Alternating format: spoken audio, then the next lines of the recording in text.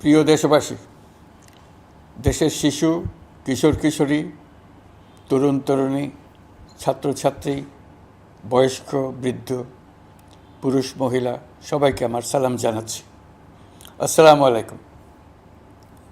বক্তব্যের শুরুতে আমি গভীর শ্রদ্ধা জানাচ্ছি জুলাই আগস্ট মাসে ফ্যাসিবাদের বিরুদ্ধে ছাত্র শ্রমিক জনতার অভ্যুত্থানে নিহত সকল শহীদের প্রতি।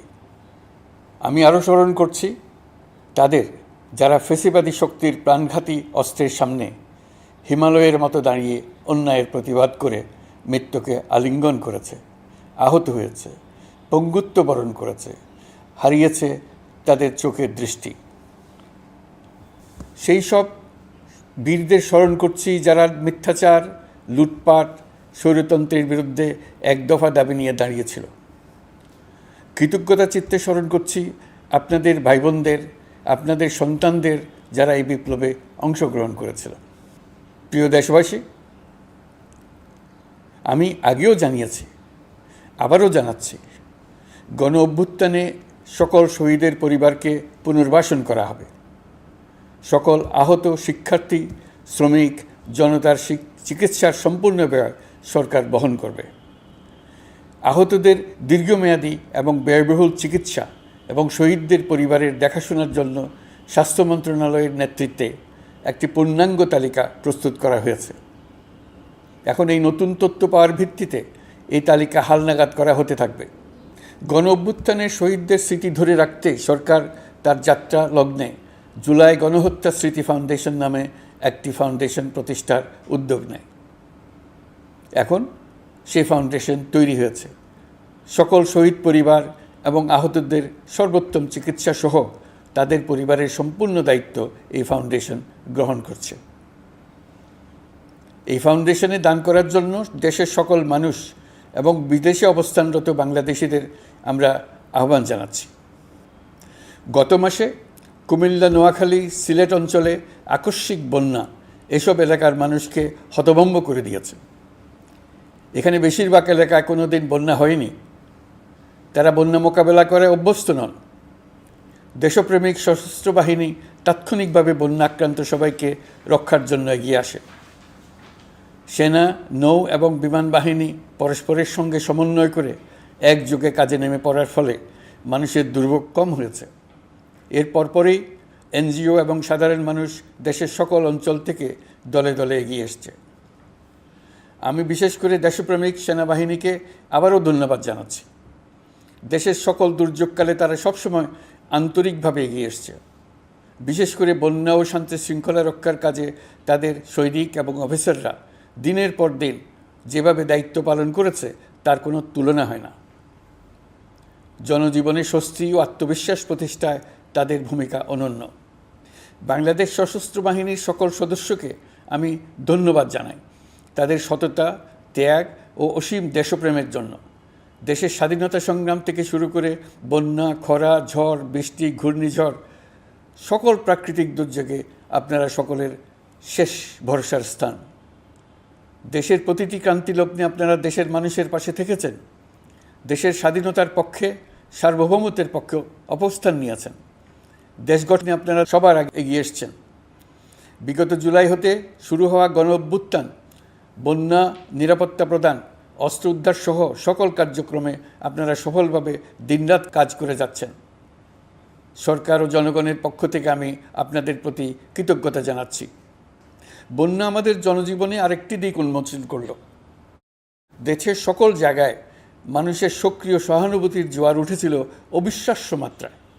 ব্যবসায়ী, অর্থবান ব্যক্তিরা যেমন তাদের অর্থ নিয়ে স্বতঃস্ফূর্তভাবে এগিয়ে এসেছিল, তেমনি দেশের বিভিন্ন প্রান্তের সাধারণ মানুষ, স্কুল, কলেজ, বিশ্ববিদ্যালয়ের ছেলেমেয়েরা জোয়ারের ঢলের মতো যার যার সামর্থ্য নিয়ে এগিয়ে এসছে। অনেকেই ছুটে গেছে বন্যার্তদের সহযোগিতা করার জন্য। এনজিওরা বিভিন্ন জায়গা থেকে ছুটে গেছে তাদের সহায়তা নিয়ে। তাদের কাজে অনুপ্রাণিত হয়ে আমি এনজিও নেতাদের সঙ্গে বৈঠক করেছি কিভাবে সরকার তাদের কাজের সঙ্গে সরকারের উদ্যোগকে সমন্বিত করতে পারে, সেটার কাঠামো তৈরি করে দেওয়ার জন্য। বন্যা এখন চলে গেছে, কিন্তু পুনর্বাসনের কঠিন কাজ আমাদের সামনে রয়ে গেছে। সকলের সহযোগিতায় আমরা পুনর্বাসনের কাজটি সফলভাবে সমাধান করতে চাই। আইনশৃঙ্খলা পরিস্থিতির উন্নতির জন্য আমরা দিনরাত পরিশ্রম করে যাচ্ছি। যে সমস্ত ভাই বোনেরা তাদের গত 16 বছরের বেদনা জানিয়ে তার প্রতিকার পাওয়ার জন্য আমার অফিস এবং সচিবালয়ের অফিসসমূহের সামনে প্রতিদিন ঘেরাও কর্মসূচি দিয়ে আমাদের কাজকর্ম ব্যাহত করছিলেন, তারা আমার আহ্বানে সাড়া দিয়ে ঘেরাও কর্মসূচির থেকে বিরত হয়েছেন বটে, তবে অন্যত্র আবার তারা তাদের কর্মসূচি দিয়ে যাতায়াতে ব্যাঘাত সৃষ্টি করছেন। আমি কথা দিচ্ছি, আপনাদের ন্যায্য আবেদনের কথা আমরা ভুলে যাব না। আমরা সকল অন্যায়ের প্রতিকারের জন্য প্রতিশ্রুতিবদ্ধ। আমরা আমাদের দায়িত্বকালে যথাসম্ভব সব সমস্যার সমাধানের চেষ্টা করব। আমি আবারও অনুরোধ করছি, আপনারা যাতায়াতে ব্যাঘাত সৃষ্টি থেকে বিরত থাকুন। জাতি আপনাদের প্রতি কৃতজ্ঞ থাকবে। তৈরি পোশাক, ওষুধ শিল্প, এসব এলাকায় শ্রমিক ভাই বোনেরা তাদের অভিযোগ জানানোর জন্য ক্রমাগতভাবে এই শিল্পের কার্যক্রম পরিচালনা বন্ধ রাখতে বাধ্য করছেন। এটা আমাদের অর্থনীতিতে যে নেতিবাচক প্রভাব ফেলবে সেটা মোটেই কাম্য নয়। এমনিতেই ছাত্র শ্রমিক জনতার বিপ্লবের পর যে অর্থনীতি আমরা পেয়েছি সেটা নিয়মনীতিবিহীন দ্রুত ক্ষীয়মান একটা অর্থনীতি। প্রাতিষ্ঠানিক কাঠামো প্রায় ধ্বংসপ্রাপ্ত। বৈদেশিক মুদ্রার রিজার্ভ তলানিতে গিয়ে ঠেকেছে। আমরা এই অর্থনীতিতে প্রাণ সঞ্চারের চেষ্টা করছি, আমাদের উদ্যোগে সাড়াও পাচ্ছি। ঠিক এই সময়ে আমাদের শিল্প কারখানাগুলো বন্ধ হয়ে যাক, অকার্যকর হয়ে যাক, এটা আমাদের অর্থনীতিতে বিরাট আঘাত পড়বে। সেটা কিছুতেই আমাদের কাম্য হতে পারে না। শ্রমিক ভাই বোনদের অনেক দুঃখ আছে, কিন্তু সেই দুঃখ প্রকাশ করতে গিয়ে আপনাদের মূল জীবিকা বন্ধ হওয়ার উপক্রম হলে সেটা ঠিক হবে না। দেশের অর্থনীতি ধ্বংসপ্রাপ্ত হলে সেটা ঠিক হবে না। শ্রমিক মালিক উভয়ের পক্ষে আলোচনা করে এসব সমস্যার সমাধান আমরা অবশ্যই বের করব। আপনারা কারখানা খোলা রাখুন, অর্থনীতির চাকা সচল রাখুন, দেশের অর্থনীতিকে সোজা হয়ে দাঁড়াতে দিন। আমরা আপনাদের সমস্যার স্থায়ী সমাধান বের করার জন্য সর্বশক্তি প্রয়োগ করব। মালিক পক্ষের কাছে আমাদের আবেদন, আপনারা শ্রমিকদের সঙ্গে বোঝাপড়া করুন, কারখানা সচল রাখুন, অর্থনীতির দুর্বল স্বাস্থ্যকে সবল করে তুলুন। ওষুধ শিল্প এবং তৈরি পোশাক শিল্প দেশের গৌরব। এর মাধ্যমে আমাদের শ্রমিক ভাই বোনেরা তাদের কর্মকুশলতা বিশ্বকে মুগ্ধ করেছে। এর সাফল্য এখন থমকে আছে। আমরা এই দুই শিল্পকে তাদের সম্ভাব্য শীর্ষে নিয়ে যেতে চাই। দুর্বল করার তো প্রশ্নই ওঠে না। এই দুই শিল্পের কোথায় কোথায় বাধা আছে, সমস্যা আছে, সেগুলো চিহ্নিত করে তাকে বাধামুক্ত করতে চাই। আমরা বিদেশি ক্রেতাদের একত্রিত করে তাদের সহযোগিতা চাইব, যেন বাংলাদেশের এই শিল্প দুটি বিশ্বের অন্যান্য দেশের চাইতে বেশি আস্থাযোগ্য হয়ে গড়ে উঠতে পারে। সব কিছুই সম্ভব যদি আমরা শ্রমিক মালিক সম্পর্কটা একটা নির্ভরযোগ্য, আনন্দদায়ক করে গড়ে তুলতে পারি। আমাদের সরকারের প্রথম মাস কাটল, দ্বিতীয় মাস থেকে আমরা নতুন বাংলাদেশ গড়ার ভিত্তি হিসেবে নতুন শ্রমিক মালিক সম্পর্কের সূচনা করতে চাই। এটা দেশের সবার কাম্য। দেশের নতুন প্রজন্ম নির্ভয়ে যেন তাদের ভবিষ্যৎ নিয়ে এগিয়ে যেতে পারে, আমরা সেই লক্ষ্যে কাজ করছি। আমাদের দায়িত্ব অনেক। ন্যায়ভিত্তিক একটা সমাজ গড়ে তোলার জন্য একসাথে অনেকগুলো কাজ আমাদের হাত দিতে হবে। 1 জুলাই থেকে 5 আগস্ট পর্যন্ত ছাত্র জনতার গণ আন্দোলনকে দমন করতে যেসব ফৌজদারি মামলা দায়ের করা হয়েছিল, এর মধ্যে হত্যা মামলা ছাড়া বাকি প্রায় সকল মামলা প্রত্যাহার করা হয়েছে। এসব মামলায় গ্রেফতারকৃত সকলে মুক্তি পেয়েছে। দায়িত্ব গ্রহণের শুরুতেই অন্তর্বর্তীকালীন সরকার বিচার বিভাগের বড় সংস্কারের কাজে হাত দিয়েছে। যোগ্যতম ব্যক্তিকে প্রধান বিচারপতি নিয়োগ দেওয়াতে মানুষের মনে নতুন আশার সঞ্চার হয়েছে। আপিল বিভাগের বিচারপতি নিয়োগ, অ্যাটর্নি জেনারেল নিয়োগ এবং অন্যান্য নিয়োগগুলি অতি গুরুত্বপূর্ণ নিয়োগ, যেগুলো সবকটাই সম্পন্ন হয়েছে। সন্ত্রাস দমন আইন ও ডিজিটাল সাইবার নিরাপত্তা আইনে দায়েরকৃত মিথ্যা হয়রানিমূলক মামলাগুলো প্রত্যাহার করা হচ্ছে। সাইবার নিরাপত্তা আইন সহ বাংলাদেশে বিদ্যমান সকল কালো আইনের তালিকা করা হয়েছে। অতি সত্বর এই সকল কালো আইন বাতিল ও প্রযোজ্য ক্ষেত্রে সংশোধন করা হবে। সাংবাদিক সাগর রনি হত্যাকাণ্ড সহ বহুল আলোচিত 5টি হত্যাকাণ্ডের তদন্ত ও বিচার অগ্রাধিকার ভিত্তিতে ও দ্রুততম সময়ে নিষ্পত্তির জন্য সহায়তা প্রদান করা হচ্ছে। সম্প্রতি আমরা বলপূর্বক গুম থেকে সকল ব্যক্তির সুরক্ষার জন্য আন্তর্জাতিক কনভেনশনের সনদে স্বাক্ষর করেছি। ফলে স্বৈরাচার দ্বারা প্রতিষ্ঠিত গুম সংস্কৃতির সমাপ্তি ঘটানোর জন্য আন্তর্জাতিকভাবে আমরা প্রতিজ্ঞাবদ্ধ হলাম। এছাড়া আমরা ফ্যাসিবাদ শাসনের 15 বছরে গুমের প্রতিটি ঘটনা তদন্ত করার জন্য পৃথক একটা কমিশন গঠন করছি। যেসব পরিবার তাদের নিখোঁজ পিতা, স্বামী, পুত্র এবং ভাইদের পাওয়ার জন্য বছরের পর বছর যন্ত্রণার সাথে অপেক্ষা করছেন, আমরা আপনাদের বেদনায় সমব্যথী। আয়নাঘরগুলো বন্ধ করে দেওয়া হয়েছে এবং সেই সাথে বের হয়ে আসছে ফ্যাসিস্ট হাসিনা সরকারের গুমের শিকার ভাই বোনদের কষ্ট ও যন্ত্রণা গাথা।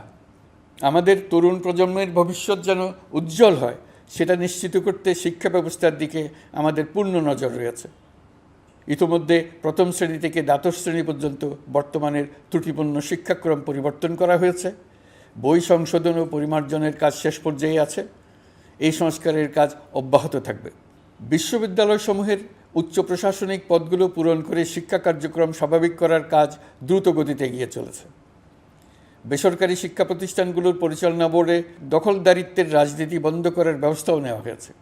আপনারা নিশ্চয় লক্ষ্য করেছেন, আমাদের প্রথম মাসে দেশের প্রায় সকল বিশ্ববিদ্যালয়ের উপাচার্য এবং উপাচার্য মহোদয়গণ পদত্যাগ করেছেন। উচ্চশিক্ষার ক্ষেত্রে এটা বিরাট শূন্যতার সৃষ্টি করেছে। প্রথম মাসে আমরা ক্রমাগতভাবে প্রতিটি বিশ্ববিদ্যালয়ে সবার কাছে গ্রহণযোগ্য এমন উপাচার্য এবং উপাচার্য নিয়োগ দেওয়ার কাজ শুরু করেছে। এর ফলে সকল সরকারি এবং বেসরকারি বিশ্ববিদ্যালয়গুলোতে নতুন উদ্যমে কাজ শুরু করার পরিবেশ সৃষ্টি হয়েছে। সংবাদ মাধ্যম ও মত প্রকাশের পূর্ণ স্বাধীনতা ইতিমধ্যে নিশ্চিত করা হয়েছে। আমরা সবাইকে বলে দিয়েছি, আপনারা মন খুলে আমাদের সমালোচনা করুন, আমরা সবার মতামতের প্রতি শ্রদ্ধাশীল। মিডিয়া যাতে কোনো রকম বাধা বিপত্তি ছাড়া নির্বিঘ্নে তাদের কাজ করতে পারে, সেজন্য একটা মিডিয়া কমিশন গঠন করা সরকারের সক্রিয় বিবেচনাধীন। আরও যেসব কমিশন সরকার সহ অন্য সবাইকে জবাবদিহিতার আওতায় আনতে পারে, আমরা তাদের পুনর্গঠন ও সংস্কারের উদ্যোগ নিয়েছি, যাতে তারা আরও শক্তিশালী হয়, জনকল্যাণে কাজ করে। দায়িত্ব গ্রহণের পর বিভিন্ন দেশের সরকার প্রধান টেলিফোনে এবং শুভেচ্ছা বার্তা পাঠিয়ে আমাকে অভিনন্দন জানিয়েছেন। বিভিন্ন দেশের রাষ্ট্রদূত এবং হাই কমিশনারবৃন্দ আমার সাথে সাক্ষাৎ করে দ্বিপাক্ষিক সহযোগিতা বৃদ্ধির আশ্বাস দিয়েছেন। আমার অনুরোধে সংযুক্ত আরব আমিরাতের 57 জন বাংলাদেশি যারা ফ্যাসিবাদ বিরোধী বিক্ষোভে অংশগ্রহণ করা বিভিন্ন মেয়াদে কারাদণ্ডে দণ্ডিত হয়েছিলেন, তাদের সাধারণ ক্ষমা ঘোষণা করেছেন সে দেশের সরকার। ইতিমধ্যে তাদের কয়েকজন দেশে ফিরে এসেছেন। এই ক্ষমা প্রদর্শন ছিল অতি বিরল একটি ঘটনা। এই জন্য আমি সংযুক্ত আরব আমিরাতের রাষ্ট্রপতি শেখ মোহাম্মদ বিন জায়েদ আল নাহিয়ানকে ধন্যবাদ ও কৃতজ্ঞতা জানিয়েছি আপনাদের সবার পক্ষ থেকে। যে সমস্ত সরকার প্রধানের সঙ্গে আমার টেলিফোনে যোগাযোগ হয়েছে, তাদের মধ্যে রয়েছেন ভারতের প্রধানমন্ত্রী নরেন্দ্র মোদী, পাকিস্তানের প্রধানমন্ত্রী শাহবাজ শরীফ। আমরা ভারত এবং অন্যান্য প্রতিবেশী রাষ্ট্রসমূহের সঙ্গে সুসম্পর্ক চাই, তবে সেই সম্পর্ক হতে হবে ন্যায্যতা এবং সমতার ভিত্তিতে। ভারতের সাথে আমরা ইতিমধ্যে বন্যা মোকাবেলায় উচ্চ পর্যায়ে দ্বিপাক্ষিক সহযোগিতার আলোচনা শুরু করেছি। দক্ষিণ এশিয়ায় আঞ্চলিক সহযোগিতা বৃদ্ধির লক্ষ্যে আমি সার্ক রাষ্ট্রগোষ্ঠী পুনর্জীবিত করার উদ্যোগ নিয়েছি। আমরা চাই আমাদের দেশ যেন একটি গণতান্ত্রিক দেশ হিসেবে বিশ্বের কাছে সম্মানের সাথে পরিচিত হয়। দেশের পরিকল্পনা যেন দেশের মানুষকেন্দ্রিক হয়, কোনো নেতা বা দলকেন্দ্রিক না হয়। আমরা স্বৈরাচারী হাসিনা সরকারের অহেতুক কোটি কোটি টাকা ব্যয়ের প্রকল্প বাস্তবায়িত হতে দেখেছি, যেগুলো কখনোই দেশের মানুষের জন্য ছিল না, বরং এর সাথে জড়িত ছিল কুৎসিত আমিত্ব এবং বিশাল আকারের চুরি। চলমান এবং প্রস্তাবিত সকল উন্নয়ন প্রকল্পগুলোর যাচাই বাছাই করার কাজ ইতিমধ্যে আমরা শুরু করেছি। প্রকল্প বাস্তবায়নের পর্যায় বিবেচনা করে বাকি কাজে ব্যয়ের সাশ্রয় এমনকি প্রয়োজন মতে তা বাতিল করার কথা বিবেচনা করা হবে। দেশের মানুষকে আর ফাঁকি দেওয়া চলবে না। কর্মসংস্থান তৈরি করবে এমন প্রকল্পগুলোকে আমরা অগ্রাধিকার দেব। লুটপাট ও পাচার হয়ে যাওয়া অর্থ ফিরিয়ে আনার উদ্যোগ আমরা নিয়েছি। আর্থিক খাতে শৃঙ্খলা ফিরিয়ে আনতে একটা ব্যাংকিং কমিশনও গঠন করার উদ্যোগ নেওয়া হয়েছে। বিভিন্ন ব্যাংকের পরিচালনা পরিষদ পুনর্গঠন করা হয়েছে।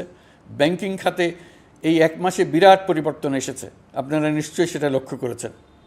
আমরা এই খাতে নিয়মনীতি প্রতিষ্ঠা করতে পেরেছি। আরও অনেক কাজ বাকি রয়ে গেছে। প্রথম মাসের কাজ হিসেবে শুধু প্রধান কাজগুলো করেছি, তার সঙ্গে রয়েছে আরও অনেক পরবর্তী কাজ।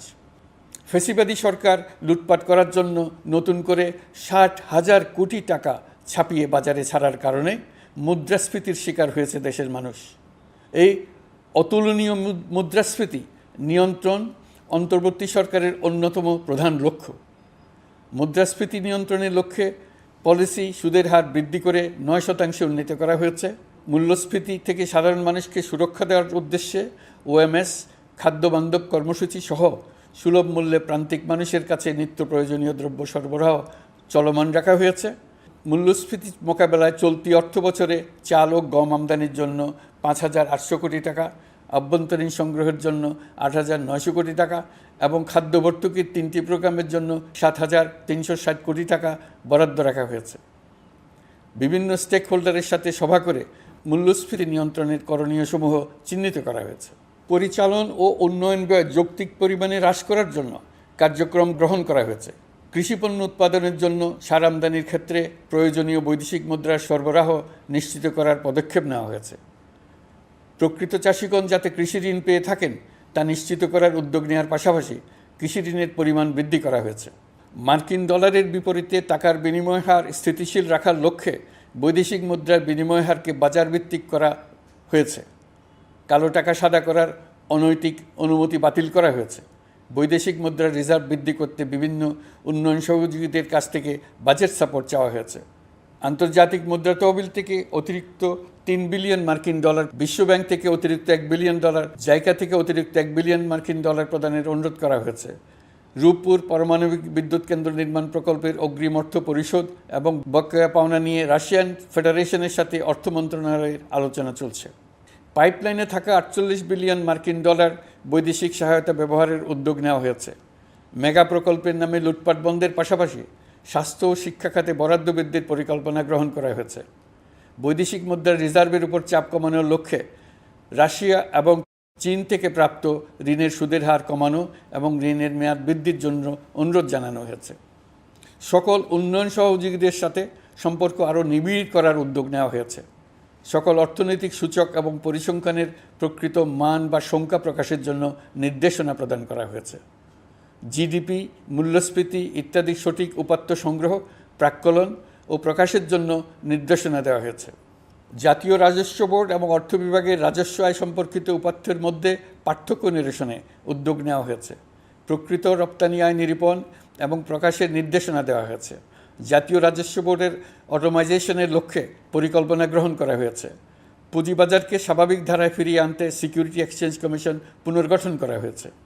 নিত্য প্রয়োজনীয় পণ্য সামগ্রীর সরবরাহ স্বাভাবিক রাখার নিমিত্তে ব্যবসায়ী, শিল্প মালিক ও ব্যবসায়ী সংগঠনের সাথে সভা করা হচ্ছে এবং তাদের মতামতের ভিত্তিতে বিভিন্ন ব্যবস্থা গ্রহণ করা হচ্ছে।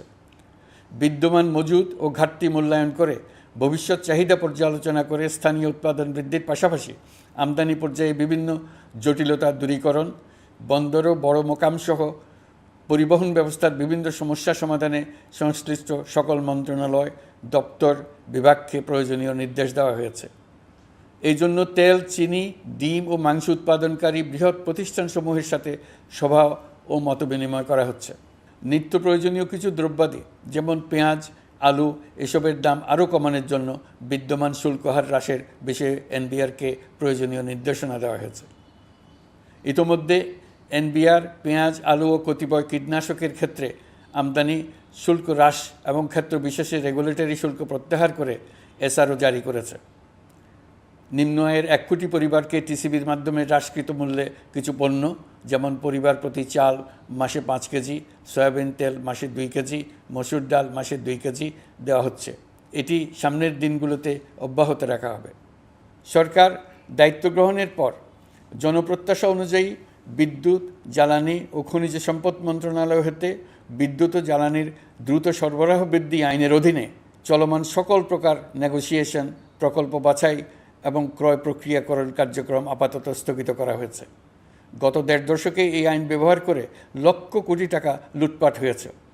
বিদ্যুৎ, জ্বালানি ও খনিজ সম্পদ মন্ত্রণালয়ের আওতাধীন কোম্পানিসমূহে অধিকতর স্বচ্ছতা ও জবাবদিহিতা আনার লক্ষ্যে কোম্পানিসমূহের পরিচালনা পর্ষদ পুনর্গঠন করা হয়েছে। প্রকৌশল, ভূতত্ত্ব এবং খনিজ হিসাব বিষয়ে অধ্যয়ন করেছে এমন ছাত্র প্রতিনিধি অন্তর্ভুক্ত করার জন্য উদ্যোগ গ্রহণ করা হয়েছে। এই খাতে অধিকতর সক্ষমতা, গতিশীলতা এবং জবাবদিহিতা নিশ্চিত করার লক্ষ্যে বিশেষজ্ঞগণের সমন্বয়ে একটি কমিটি গঠন করা হয়েছে। জ্বালানি তেলের মূল্য জনপ্রত্যাশা অনুযায়ী সহনশীল রাখতে অকটেন ও পেট্রোলের দাম 6 টাকা, ডিজেল ও কেরোসিনের দাম 1 টাকা 25 পয়সা কমানো হয়েছে। 37 দিন বন্ধ থাকার পর গত 25 আগস্ট হতে মিরপুর 10 ও কাজীপাড়া স্টেশন ছাড়া বাকি সব স্টেশনে মেট্রো রেল পুনরায় চালু করা হয়েছে। ভুয়া মুক্তিযোদ্ধাদের চিহ্নিত করার লক্ষ্যে বিশেষ করে মুক্তিযুদ্ধের সময় যাদের বয়স 12.5 বছরের কম ছিল তাদের মুক্তিযুদ্ধ তালিকা হতে বাতিলের জন্য সুপ্রিম কোর্টে লিভ টু আপিলের পদক্ষেপ গ্রহণ করা হয়েছে। মুক্তিযোদ্ধা কল্যাণ ট্রাস্টের আওতাধীন বেদখলকৃত স্থাবর সম্পত্তি উদ্ধারে প্রয়োজনীয় ব্যবস্থা গ্রহণ করা হয়েছে। গৃহায়ন ও গণপূর্ত মন্ত্রণালয় কর্তৃক গৃহীত বরিশাল, রংপুর, ময়মনসিংহ উন্নয়ন কর্তৃপক্ষ আইন এর খসড়া তৈরির কার্যক্রম নেওয়া হয়েছে। পূর্বাচল নতুন শহর প্রকল্প, ঢাকার আশেপাশে স্যাটেলাইট সিটি নির্মাণের রোডম্যাপ চূড়ান্তকরণের উদ্যোগ নেওয়া হয়েছে। বিধি বহির্ভূত প্রদত্ত প্লট ও ফ্ল্যাটের বরাদ্দ বাতিলের উদ্যোগ নেওয়া হয়েছে। প্রিয় দেশবাসী, আপনাদের আমাদের সন্তানদের জন্য একটি গণতান্ত্রিক বাংলাদেশের রূপরেখা তৈরি করতে আমরা দৃঢ় প্রতিজ্ঞ। আর যেন আমাদের কোনো স্বৈরাচারের হাতে পড়তে না হয়। আমরা যাতে বলতে পারি আমরা একটি গণতান্ত্রিক দেশে বসবাস করি, আমরা যাতে সকলেই দাবি করতে পারি যে এই দেশটি আমাদের, আমরা সেই লক্ষ্যেই কাজ করছি। কেউ আইন নিজের হাতে তুলে নেবেন না। আইন নিজের হাতে তুলে নিয়ে কেউ সমাজে বিশৃঙ্খল পরিবেশ সৃষ্টি করলে আমরা তাকে অবশ্যই শাস্তির আওতায় নিয়ে আসব। আমরা একটি সাম্প্রদায়িক সম্প্রীতির দেশ। ধর্মীয় সম্প্রীতি বিনষ্ট হয় এমন কোনো কাজ কেউ কোনোভাবেই করবেন না। অতীতে শুধুমাত্র আওয়ামী মতাদর্শী না হওয়ার কারণে 28তম থেকে 42তম বিসিএস পর্যন্ত বিপিএসসি কর্তৃক সুপারিশকৃত অনেক প্রার্থী নিয়োগ বঞ্চিত হয়েছেন। 8ই আগস্ট পরবর্তী সময়ে এর মধ্যে এদের 259 জনকে নিয়োগ দেওয়া হয়েছে। মাঠ প্রশাসনকে জনবান্ধব এবং দুর্নীতিমুক্ত জবাবদিহিমূলকভাবে গড়ে তোলার জন্য সব ধরনের উদ্যোগ নেওয়া হয়েছে। সরকারি কর্মচারীদের বাধ্যতামূলকভাবে সম্পদ বিবরণী দাখিলের নির্দেশ দেওয়া হয়েছে এবং এটা প্রতি বছর তাদেরকে করতে হবে। ধ্বংস হয়ে পড়া একটা জনপ্রশাসনকে নিয়ে যাত্রা শুরু করেছি। মন্ত্রণালয়গুলোর উচ্চতম পদে যারা নিয়োজিত ছিলেন তারা অনেকে দায়িত্ব ছেড়ে চলে গেছেন, কিংবা পদে থাকলেও সহকর্মীদের চাপের মুখে কাজ করতে পারছিলেন না, বাধ্য হয়ে পদত্যাগ করেছেন। আর যারা 16 বছরের স্বৈরাচারী শাসনের আমলে পদত্যাগে বাধ্য হয়েছিলেন কিংবা দায়িত্ববিহীন অবস্থায় একই পদে থেকে বাধ্য হয়েছেন, তাদের সবার কথা বিবেচনা নিয়ে জনপ্রশাসনকে নতুন করে দাঁড় করানোই ছিল আমাদের প্রথম মাসে কঠিনতম সময়। আবার সকল সমস্যার সমাধান করে একটি নতুন জনপ্রশাসন কাঠামো দাঁড় করাতে পেরেছি, এটাই আমাদের প্রথম মাসের সবচাইতে বড় অর্জন। আমার বিশ্বাস এই জনপ্রশাসন জনগণের ইচ্ছা পূরণে সর্বোচ্চ অবদান রাখতে পারবে। অতি স্বল্প জনবল নিয়ে দাপ্তরিক কার্যক্রম শুরু করা হলেও প্রথম দিকে বিভিন্ন মন্ত্রণালয় ও বিভাগ থেকে পাঠানো বিবিধ প্রস্তাব দ্রুত গতিতে এবং আইনগত সমস্ত বাধ্যবাধকতা মেনে সিদ্ধান্ত নেওয়া হয়েছে। গত 1 মাসে বিভিন্ন মন্ত্রণালয় ও বিভাগ 198টি অতি গুরুত্বপূর্ণ বিষয়ে সিদ্ধান্ত নিয়েছে। জনপ্রশাসনের 135 জন অতিরিক্ত সচিব, 227 জন যুগ্ম সচিব এবং 120 জন উপসচিবকে পদোন্নতি প্রদান করা হয়েছে। 59টি জেলা প্রশাসককে প্রত্যাহার করা হয়েছে এবং নতুন 59 জন জেলা প্রশাসককে নিয়োগ দেওয়া হয়েছে। 67 জন কর্মকর্তার চুক্তিভিত্তিক নিয়োগ বাতিল করা হয়েছে। 10 জন যুগ্ম সচিব, 8 জন অতিরিক্ত সচিব, 6 জন সচিবকে ওএসডি করা হয়েছে। বাংলাদেশ পুলিশের 80 জন ডিআইজি, 30 জন পুলিশ সুপার সহ 110 জনকে পদোন্নতি প্রদান করা হয়েছে। 1 জন ডিআইজি, 1 জন এডিশনাল ডিআইজি, 4 জন পুলিশ সুপারকে চাকরিতে পুনর্বহাল করা হয়েছে। আইজিপি সহ 10 জন অতিরিক্ত আইজি, 88 জন ডিআইজি, 21 জন এডিশনাল ডিআইজি, 177 জন পুলিশ সুপার সহ মোট 297 জন কর্মকর্তাকে বদলি করা হয়েছে। ছাত্র শ্রমিক জনতার বিপ্লবের মূল লক্ষ্য ছিল গণভবন। এটা ছিল স্বৈরাচারের কেন্দ্রবিন্দু। এই সরকার বিপ্লবের প্রতি সম্মান দেখিয়ে গণভবনকে বিপ্লবের জাদুঘর হিসেবে ঘোষণা দিয়েছে। ছাত্র জনতার ক্ষোভকে স্থায়ীভাবে তুলে ধরার জন্য গণভবনের আর কোনো সংস্কার করা হবে না। ছাত্র জনতার ক্ষোভের মুখে তা যে অবস্থায় দাঁড়িয়েছিল সেই অবস্থায় তাকে রাখা হবে। যেসব মূল্যবান সামগ্রী জনতা নিয়ে গিয়েছিল সেগুলো অনেক ফেরত দিয়ে গেছেন। যারা নিয়ে গিয়েছেন তারা নিজেরাই ফেরত দিয়ে গেছেন। তাদের আমরা দেশবাসীর পক্ষ থেকে ধন্যবাদ জানাচ্ছি। আরও কিছু জিনিস পাওয়া যায়নি। যারা নিয়ে গেছেন তাদের কাছে আমাদের অনুরোধ থাকবে তারা যেন এইসব সামগ্রী ফেরত দিয়ে যান। আমরা উল্লেখ করব এইসব বিক্ষুব্ধ জনতা নিয়ে গিয়েছিল, কিন্তু বিজয়ের পর তারা আবার জাদুঘরে প্রতি সম্মান দেখিয়ে এগুলো ফেরত দিয়ে গিয়েছেন। আমরা নতুন বাংলাদেশকে একটা পরিবেশ বান্ধব এবং জীববৈচিত্র্যময় দেশ হিসেবে গড়ে তোলার উদ্যোগ নিয়েছি। এটি তরুণদের আকাঙ্ক্ষা, আমাদের সবারই আকাঙ্ক্ষা। সেই লক্ষ্যে আমি প্রথমেই একটি ক্ষুদ্র পদক্ষেপ নিয়েছি। আমার বাসভবন এবং সমগ্র সচিবালয়ে প্লাস্টিকের পানির বোতল ব্যবহার নিষিদ্ধ করেছি। ইতিমধ্যে সুপার শপগুলোতে পলিথিনের শপিং ব্যাগ ব্যবহার বন্ধ করার উদ্যোগ নেওয়া হয়েছে। গত কয়েক দশকে যে পরিমাণ নদী দূষণ হয়েছে, আমরা তা বন্ধ করার উদ্যোগ নিয়েছি। আমরা সংস্কার চাই। আমাদের একান্ত অনুরোধ, আমাদের উপর যে সংস্কারের গুরুদায়িত্ব দিয়েছেন, সেই দায়িত্ব দিয়ে আপনারা দর্শকের গ্যালারিতে চলে যাবেন না। আপনারা আমাদের সঙ্গে থাকুন, আমরা একসঙ্গে সংস্কার করব। এটা আমাদের সবার দায়িত্ব। আপনারা নিজ নিজ জগতে সংস্কার আনুন। একটা জাতির সংস্কার শুধু সরকারের সংস্কার হলে হয় না। আপনি ব্যবসায়ী হলে আপনার ব্যবসায় সংস্কার আনুন। ব্যবসায়ী গোষ্ঠীরা তাদের নিজ নিজ সমিতির মাধ্যমে সংস্কার আনুন। সমিতিতে সংস্কার আনুন।